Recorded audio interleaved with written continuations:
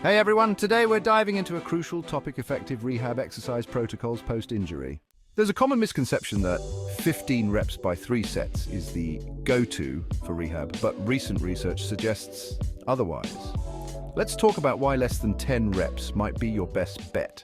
When recovering from an injury, it's essential to focus on rebuilding strength without overloading your muscles. The muscle post-injury may reach level 0 in strength.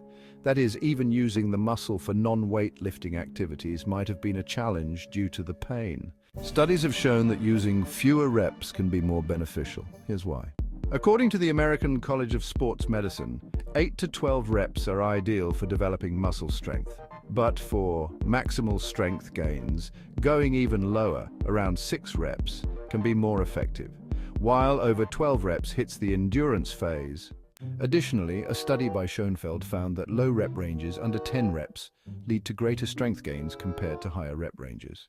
First comes strength, then strength endurance, not the reverse. Build strength first, then endurance.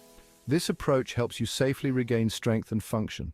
Remember, everyone's recovery is different.